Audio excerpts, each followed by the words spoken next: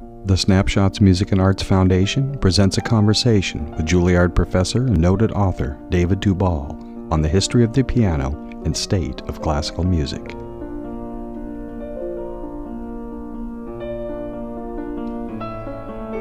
I don't know that the Grand Manner means much to people anymore.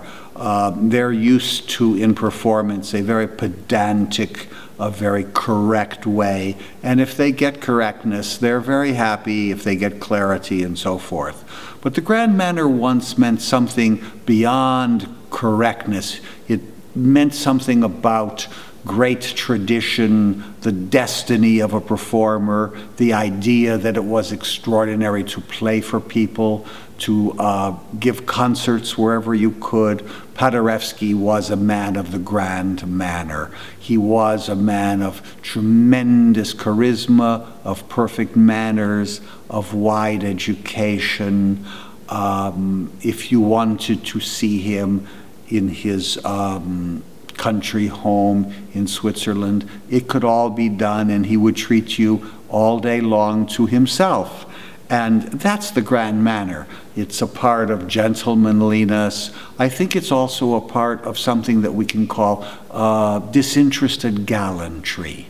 And these great performers like Hoffman, Horowitz, Rachmaninoff, Levine, Cortot, they all had this style because they were not only in the Grand Manner, but they were stylists. Each composer meant so much to each one.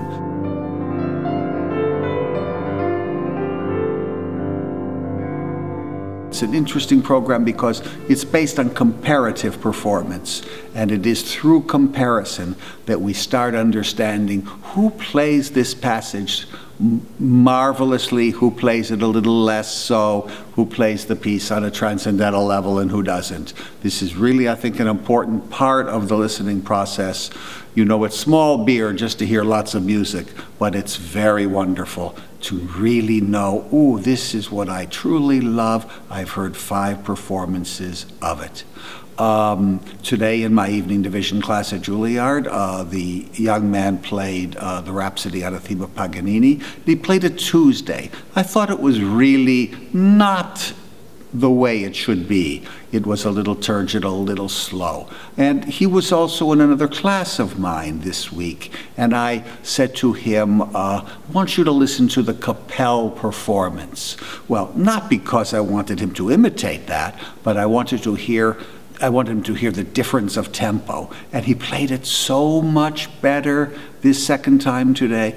And I said, how come so much better? He said, I heard the Capel recording, and it changed everything.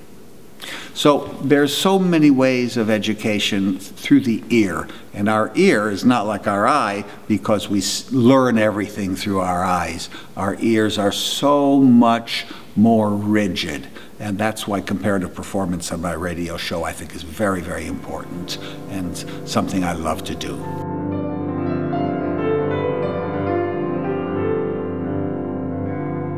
I think that it will be a book that talks about why the piano matters in the sense of how society has treated it, the greatest pianists, the pianist's career, which is a very long chapter. There's the beginning, which is really, it says, let's tickle the ivories, because I'd like everyone to buy a piano and play it, because I think life will change a great deal from that. And it also has within it a wonderful, I think, accounting of what would be the selected works to listen to and to study from the point of view of people that just love the piano literature, as well as the serious student who can play these works. I know that today I was working on Max Reger, and I'm almost done with him. He's a very thorny composer and a very difficult one, and he should be much more played. And that's one of the reasons for the book, to make certain that the ones that are important should also, even though they're neglected, be part of the permanent international repertoire. And much more in the book. Many, many wonderful quotes that I have gathered. These quotes to me are as important as my own writing, because they will say something better even than I can possibly think of saying it, and they have some sort of historical and traditional poignancy for me. In the last part of the book, and I hope it will entertain people, I take what great authors, from Jane Austen to Philip Roth, say about the piano in their novels. And it's quite considerable. I mean, we can go through many, many novels from Jane Austen to Thomas Mann and on and on. And so I've had to read a great deal, and reading these novels that I had not necessarily read, such as Dr. Faustus, has enriched me, and I have seen how many writers have loved the piano and its literature.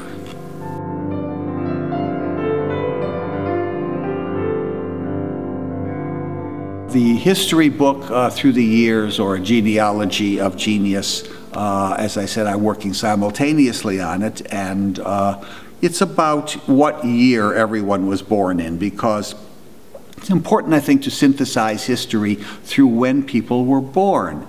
As I was saying recently, giving an example, 1809 alone was just an extraordinary year for genius, so was 1810. And throughout the 19th century, almost every year has so many different people being born in different fields. And once you start seeing the little biographies of these people, some of their quotes, some of their aspects of their work, you start realizing more about what that century or decade was. So I think that there's a certain importance in this. I've written so far about 1,500 of these little bios, and will continue, although I never gave it to my agent until recently, and I'm hoping that he can sell it. If he can't sell it, I do not know. It just means that I had a lot of fun writing a book that nobody will ever read. But let's hope that's not the case.